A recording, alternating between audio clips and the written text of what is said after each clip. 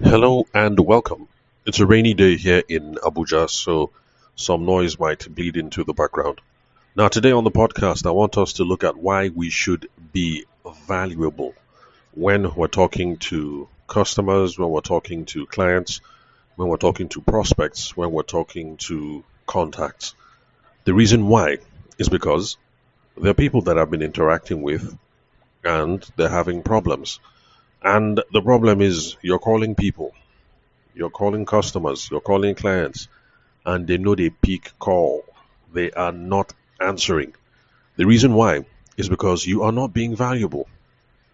Every time you call, it adds no value to their situation, it adds no value to their life. And so, because of that, they will not pick the call. Because it's like, oh, this guy again, oh, this girl again. It's not adding any value. And so, because of that, they're not going to pick your call. So you solve the problem by being valuable. When you are a valuable resource, when you are a valuable asset, then people pick your call. Even if they forget to return the call now, eventually they'll pick your call. So I don't have that problem anymore because I always try to be a valuable resource. Now, before we go on about how we can be more valuable to customers, our prospects, our clients, our contacts, I would like to define a few things so we're all on the same page. Now, the first one, prospect. Now, a prospect is anybody who might be interested in your product or your service. Know how. When you're starting off in business and you're trying to do some marketing or some sales motions, definitely you have to talk to prospects. That's the early stage. Guesswork stage. You're not sure, you're new in the market, you just try your hand, you just try your luck, but you have to talk to everybody who might be interested in your product or your service. So your fashion designer, you're talking to everybody. You let people in your office know, you let people in church know, you let people in the mosque know, you let people in your gym know, you let all the other parents in school know, like you're just starting. So everybody in a prospect. Some people like to say suspects. So whether suspect or prospect, it's the same. Anybody who might be interested in your product or your service. When you're talking to these people, you have to be valuable. Now, let's define a contact. A contact is the next stage. You're talking to somebody at the gym. It looks like they might be interested. You people exchange phone numbers. Good. At this stage now, the person is a contact.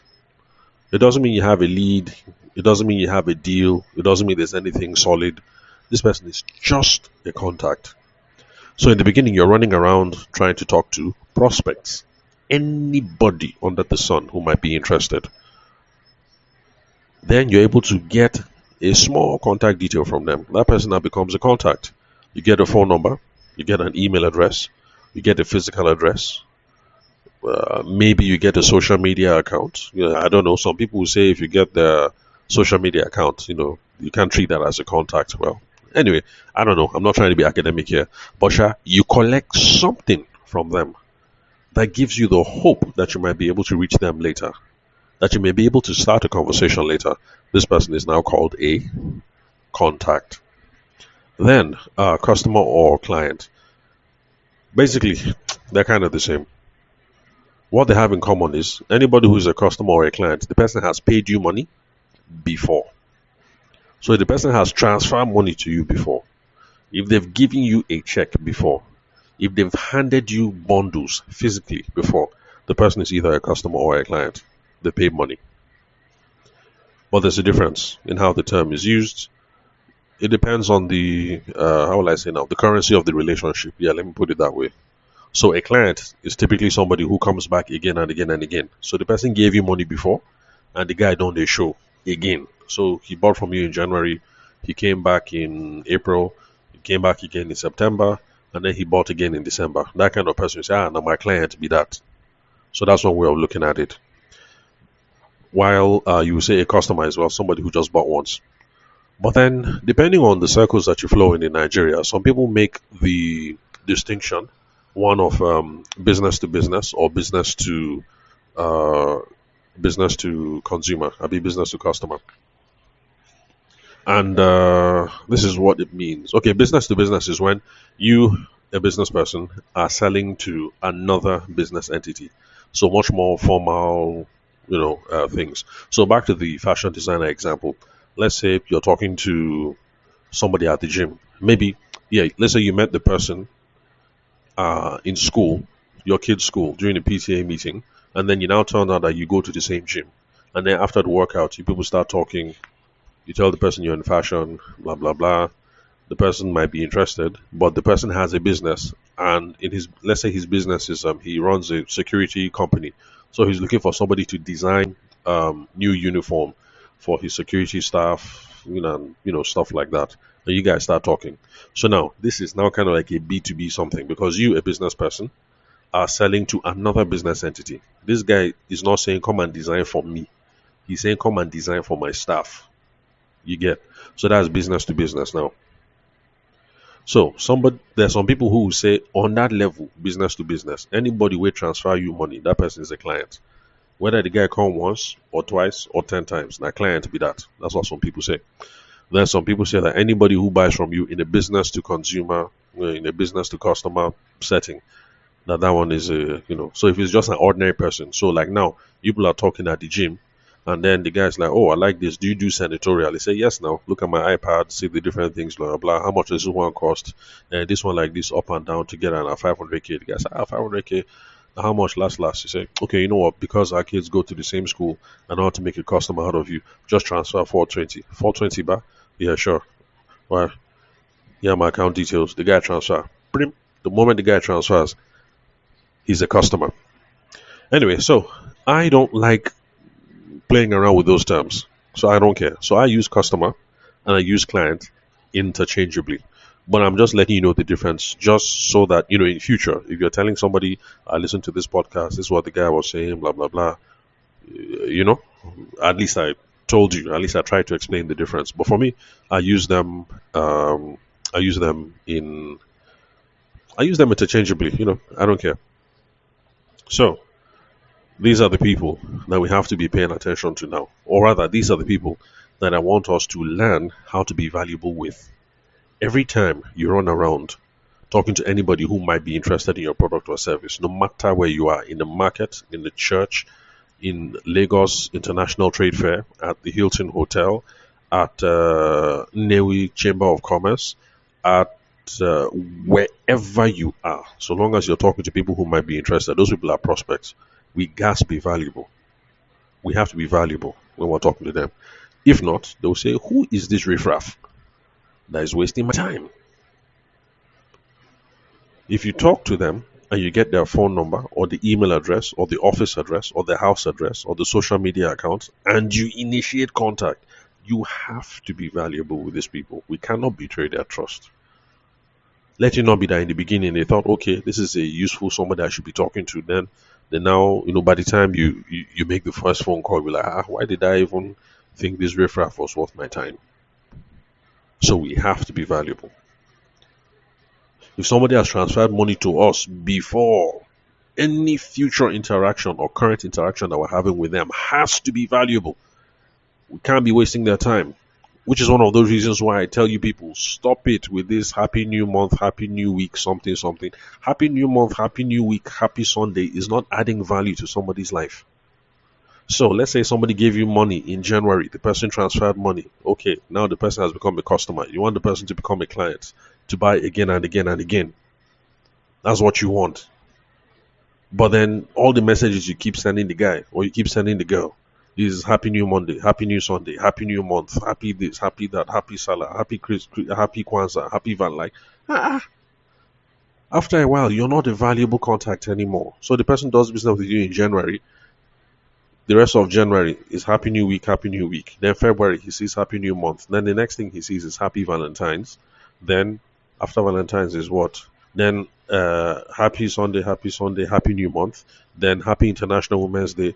I mean, after like 15 of these messages, honestly, you're not you're not being valuable to this guy anymore or to this girl. Excuse me. So these are some of the reasons why when you call eventually, the guy will pick your call because, oh, it's that guy. He said, Kunle, won't you answer? No, that guy is his own is always, happy this, happy that. Like just free the guy. Like when I need him, I'll call him back. That'll be the attitude.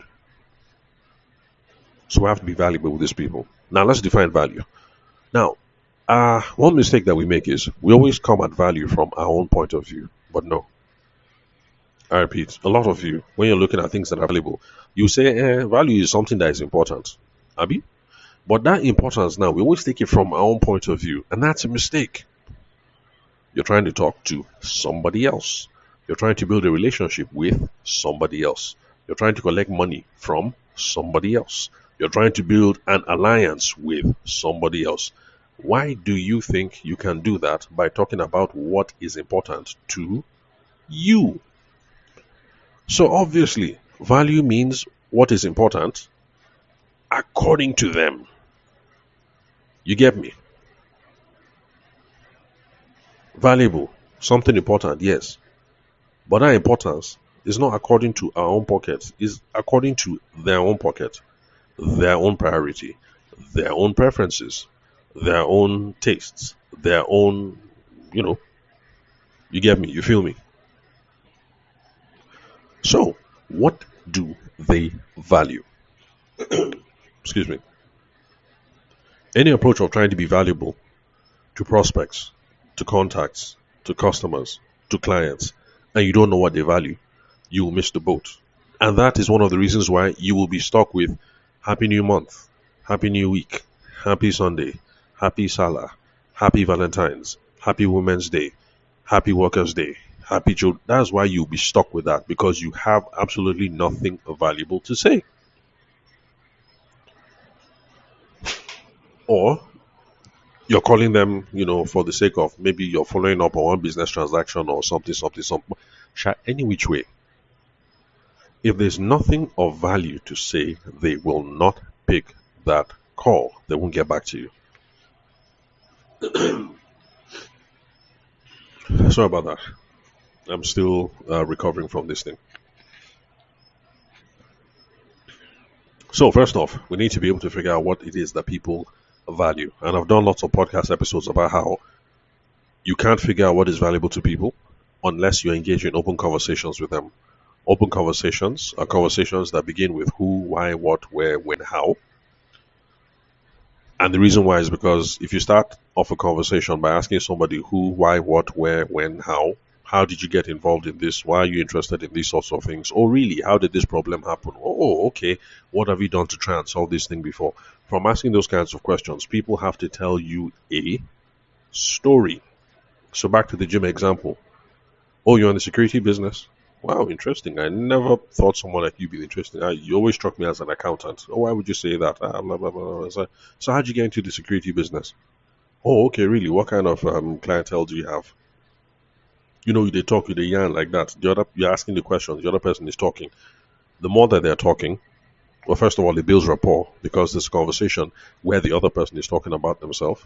And then, as una dey yarn, the guy go dey drop snippets, nuggets. You will now be able to like, oh, this person likes this. Oh, this person hates that. Okay, this person is not particular about this. Oh, this is what this person is trying to achieve. When you have those nuggets, it is then that you can now be making valuable phone calls later. So, oh, Mr. Chukudi. Hello, is this Mr. Chukudi? Oh, yeah, sorry, who is speaking? Oh, this is me, Tabishima, the other parent. We met at the gym 3 days ago. Oh, bro, no vex. I bet I need to store your number. No problem. How do you spell that your name, self? Don't worry, I'll text it to you. I'm sure you don't know how to spell it. Don't worry, I'll text it to you. Okay, no problem. So what's up now? When we're at the gym now, that's what we discuss. You said this, that. So I was thinking, you see how the conversation is following now.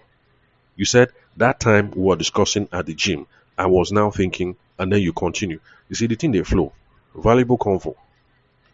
When that conversation ends, especially if the thing you said makes sense, like, correct guy, nice guy. He now stores your phone number. Guess what? You call him again in 2 weeks. What do you think? Even if the guy can't talk now, you don't think he'll pick up the phone and, call you later or send you a message like, guy no vex, at their meeting. I'll call you back.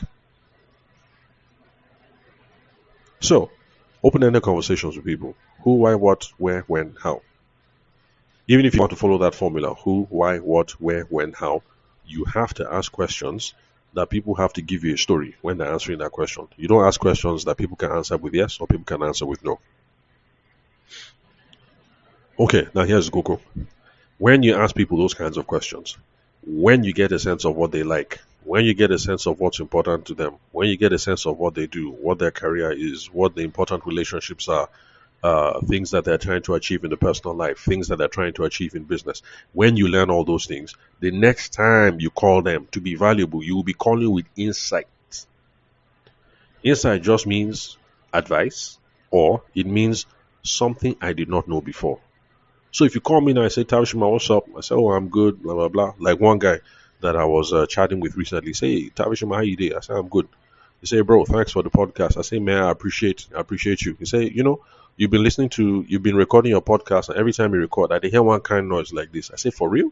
He say, yeah. He say, it's because you're holding the microphone too close, or maybe the thing they touch your beer or something. I say, really? I didn't know it was a problem. You see, that kind of thing now insight. The guy called me with, sorry, it was not a call, it was a WhatsApp message. The guy WhatsApped me with advice, with something I did not know before, about something that is a priority to me, which is my own podcast. You see that kind of thing? So the next time in future the guy buzzes me, guess what? Will I answer the phone or not? Other people listen to the podcast, they're trying to take things from me. Some people, they beg me for money, and okay, well, the people who beg for money, that one has stopped. So some podcast listeners, they will call and say, I'll tell my wife, no, don't worry, I'll get back to that later. But this guy, if he calls, guess what? I'll pick the phone. Because the last time, they provide me with insight, advice, something I did not know before. The guy gave me new perspective. I said, so when I'm recording my podcast, this is how I'm spoiling sound quality. Oh, by the way, most of you who listen to the podcast, long-time listeners, you actually don't care about the audio quality at all. And to be honest, I appreciate you guys. That's the reason why I feel free to do what I do. So whether I record and there's noise, or I'm in the market, or I'm in the car, or the children are fighting, or whatever, you guys still listen. So I really appreciate the support. Thank you very much. But I'm just trying to show you how insight, once you know what people value, call them with insight, call them with advice, call them with stuff they didn't know before. Every time you reach out to somebody, you flex your expertise. But you use your expertise, of course, to try and solve some problems that they are having. So when you call with insight, when you call with advice, when you call to talk about stuff that they didn't know before, that is somehow related or tied into what it is that they actually like, you are now showing expertise, you're building competency, you're showing that you're a credible fellow, you're showing that you're a valuable resource, a valuable guy, a valuable girl to have around. Excuse me. And this is what makes it likely for prospects, when you collect the contact, to pick your call. Be like, oh, it's that guy that I met at Lagos International Trade Fair. Let me just hear what he has to say. If you guys end up doing business and you call, he won't say, this person is chasing me for money again. He will pick the call. Let me hear what he has to say. Let me hear what she has to say. Because you are a valuable resource. You are a valuable person to have around. That's the reason why some of your uncles, you don't pick their calls, because you know that this uncle that is calling you, if you answer this call now, there is problem. But then there's some other uncles that you're the one that will be calling you and say, uncle, you don't like me again, what's happening? One uncle is a valuable resource. The other uncle, well, let me just keep quiet. So, find out what they value. Every time you're in touch with them, insight. Insight just means, advice or a different perspective, stuff they didn't know before that is tied into what it is that they value. Use your expertise, show your expertise, flex your expertise, demonstrate your expertise, show your competence, show how, your skill set, applies to whatever it is that they, they find important. Then also, to be a valuable resource, when we call people, must always be transparent. Transparent just means no mago, because there are some people who will call you and start the conversation on one level, and you guys will be just, the next day just switch the conversation and say, oh, okay, so that's where the guy was coming from. When they now see that you're a dodgy guy or you're a girl that is not straightforward, then they'll stop picking your call. There's one person in my wife's life like that. You know, she called, and my wife I was like, hey, who you pick? She said, nah. When I answer, it's always like as if we're catching up. Then before the call, before we end the call, she will not say what's really on her mind. And there's no how, no way that I cannot do this thing without incurring, sorry, I'm trying to be vague, without, basically, if this person calls and my wife answers, it's a nice, maybe 30-minute conversation with a request at the end. And the request is going to involve either time or money in sorting out these things, especially the time part. So be transparent. It's also another reason why I tell you people, why I advise that, all this, oh, how's the wife, how are the children, like, there's no point in asking those questions if you don't, like, how will I put it? Okay, like now, my wife, for instance, my wife is different. You meet my wife, she talks to you. I don't know how she does it, but she will remember your children's names. If I don't write down those names, I'm not going to remember. So for me, it's enough to just say, oh, how are the kids? And then we head straight into business. Because it's not as if I'm trying to be wicked. But the thing is, quite frankly, I can't even remember how many kids you have. I can't remember their ages. I can't remember if the girl came first or if the boy is the last born. Like, I really can't remember. My wife remembers those things. So if someone like my wife is asking and she says, oh, how's Father Kemi? Hope she's doing okay now. Last time we spoke, no, she had malaria. So, oh, you remember? I say yes now. Sorry, blah blah. That one will sound much more genuine. That's how my wife is. So her asking those kind of things, she's being transparent because nah, it's her way. For me, if I start trying to form like how's your son, how's your daughter, it will become clear eventually that look, this guy is asking me questions about my kids and like he doesn't know my kids, he doesn't care about my kids. This guy is just here about the money. So be straightforward, no mago mago, and quite frankly, for a lot of you, all this happy Sunday, happy whatever, how you feeling, how's the wife, like why are you asking those things? You don't care. You really don't care about the guy's marriage or his kids or his wife or her husband or like you don't care. So don't bother, don't ask. Just call some simple pleasantries and then head straight. Where you are going, just go. Then consistency. This is where everybody needs some work, even me. Consistency just means do what you say you will. If you tell somebody, oh, you know what, let's have a meeting 8 o'clock. 8 o'clock, be there, don't be late. If you tell somebody, oh, I'm going to send the invoice to you by Friday 10 a.m., Friday 10 a.m. should be Friday 10 a.m. Worst case scenario, it can be Friday 11 a.m. But if you tell them Friday 10 a.m., you end up sending it Sunday 7 p.m., after a while, it just won't take you serious. Because you don't do what you say you'll do.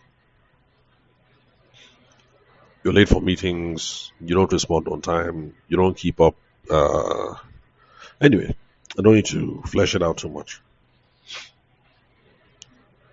So, these are some of the things that we can do to be valuable. Oh, one more thing. We should be easy to work with. If you're not easy to work with, yeah, people will avoid you. Except if the payoff is big. And I've seen situations like that. Like somebody can be a pain in the, you know what. But the thing is, the guy is blocking your access to maybe, 600M or something like that. That kind of thing. You will tolerate the guy because you're looking for the 600M that is behind him. So that one is worth it. But if you're not easy to deal with, and the payoff of dealing with you is not even something big, maybe like if they go through all this hassle, at the end of the day, it's only 50K that they will collect. You think that they will keep interacting with you? Like, man, it's not worth the hassle. All that stress for what? To come and collect what? Yeah, just free him. Just leave it. So we have to be valuable. The final thing I'll say to consider, sorry, because we're almost at 30 minutes now, is this. Whenever people don't want to pick your call, it's because you're not valuable. We've established that. But then on your own part, it could also be because there's a failure to communicate certain things. Number one, when you're talking to people, they don't get a sense or you don't communicate that I know you. They don't get a sense or you don't communicate that I understand your problem. You're not able to communicate clearly to the person that this is the best way to solve this your problem that we've been talking about. And you don't communicate well to this person that look, this is what we should do next so that I can help you solve this problem. So sometimes people are not picking your call. There's a breakdown in communication because you're not able to communicate these things. Number one, I know you. You should be able to communicate well that you know somebody. That's the reason why I say when you're talking with people, you ask for feedback. So, oh, sir, if I understand correctly, your company's the main problem is this, that. Oh, it's like this, it's like this. Okay, so like this is the main issue that we're trying to solve, Abby. Oh, okay, I'm glad. See, all that feedback you're trying to ask from the person to try and figure out if you're hearing correctly, if you understand correctly. That is a way that somebody will be like, this person knows me. This person is paying attention. This is how you stand out as a vendor, as a supplier, as a whatever. Because remember, I say that everybody is selling the same thing nowadays. The distinguishing factor is you. Because you are different, you handle yourself different, you're communicating well, you've been listening, you show that you understand them and you know their situation. It's the kind of thing that will make you stand out. People will remember you and people want to pick your call. Eventually, you have to be able to get to the point where you tell the person that, look, based on all the things we've spoken about so far, this is the best way to solve this problem.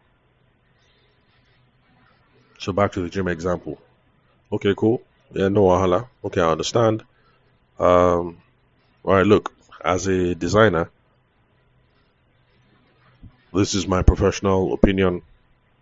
To get your people kitted, these are the options available. This, that. But for what you decide, for the business you do, for your price point, for your whatever, this is what I recommend is the course that we should take. You have to have that conversation essentially. You do. Because some of you meet somebody, you have the conversation, you know what they need, but you don't get to that point of giving them a recommendation. I understand what it is you're trying to achieve. This is what is required to get here. This is what I'll recommend. What do you think? Are you along for the ride? Is this an amount you're willing to invest in? Is this something you're willing to take action on? You have to get to that point. If you don't get to that point, when you call and people don't answer, it's because there's too much uncertainty. Too much uncertainty. Person is not sure why is it that you want to call. If you have the conversation and you say this is what I propose next, and the person says, okay, sounds about right, and then you now propose a next step, which is what I keep talking about on the podcast when I talk about advancements. This is what we should do next. And you say, okay, in order to achieve that, how about I show up to your office next week? I'm free Monday, 10 a.m. I can come with different samples. Let me show it to your head of personnel or maybe your chief security officer. Let us look at some samples. Let's see what will work. Let's see what they like. So what do you think? You put something on the table like that, somebody is likely to answer your call. You call them next week, Monday. There's no uncertainty. Everything is clear. You've made a recommendation. You've proposed the next step. The person will pick your call because, he knows that, this guy, it is true. We discussed this last week and I know we're supposed to be doing something this week. I just can't remember what it is. The guy will pick your call. Anyway, it's been 30 minutes, so let me just bring it to a close. Sorry if some of you who are used to my more practical episodes, my much more direct episodes, sorry if I haven't been able to give you any immediate tips that you can go and apply today. But spiritually, I hope you get the gist of what it is that I was trying to pass across. People don't answer our calls. People don't pick our phone calls, respond to our emails, our messages, or whatever for a variety of reasons. But I think for lots of people, one of the reasons why nobody's picking your call is because you're not valuable to them. And so, in making today's podcast episode, I wanted to show different ways in which you can be valuable. Because some of you get it twisted, you think it's something else. There's a salesperson that I'm talking to, and she said, it's because you're an older guy. She thinks the reason why they didn't answer her is because she's a young female. But the reason why they answer me is because I'm an older man. Now, you get down on too. Like that one, yes, it does happen. But my own take, even though she didn't agree as well, is because the way I handle the phone calls, I'm handling myself as a valuable resource. Unfortunately, you still think of yourself as a small girl, and you're still handling yourself as a small girl on the call. You're not handling yourself like a competent professional. By the way, that's why if I'm working with any of you that are women, and you're one of those girls who starts the call by saying, "Hello, good morning, sir," that's one of the reasons why I'm going to kill that "good morning, sir." That's not how you answer the phone. This is business here. You're a grown woman. You're grown. That's not how we start phone calls. We don't want people to think that, excuse me, we don't want people to think when they pick up the call that they're talking to a secretary. If the person thinks he's talking to, and in that case, unfortunately, yes, the guy thought she was my secretary. I tried to get her to understand, but she didn't understand. Like, that's the reason why he's not picking the call. Because as far as he's concerned, like, he thinks you are the secretary. If I call, he's like, oh, or God on the call. And then he will answer. Now, my equal be that.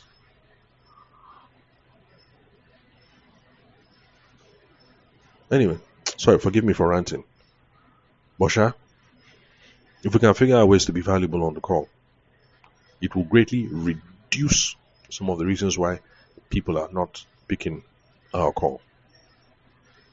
But one thing I would want to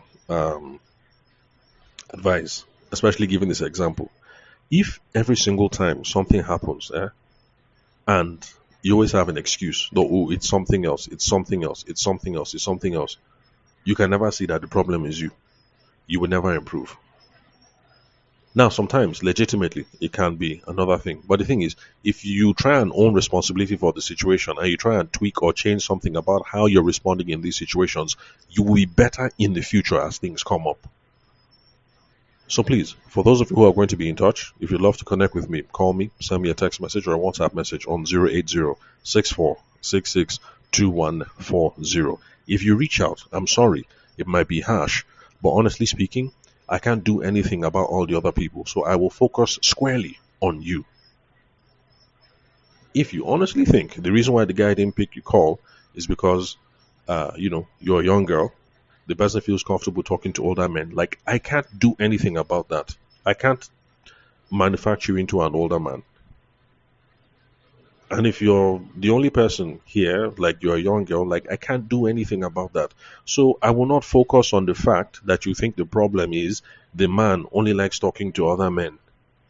I will try and focus on how we can build you up in this situation. So whether you're talking to another young girl or to another or to an older man or to an older woman or to whatever, let's increase the likelihood that you can get some conversations going. So honestly speaking, even if I think your assessment is correct, that this person is a chauvinist, he doesn't talk to girls, I will not admit it to you, and I will not even focus on that. My own focus will be, yeah, how can we beef you up? How can we overcome this challenge? I will focus on you. So just know that before you get in touch. Anyway, let me let you guys go. It's already been 30 minutes. So thanks for your time and attention. Remember, if you'd love to connect with me, call me, send me a text message or a WhatsApp message on 080-6466-2140. So I'm out.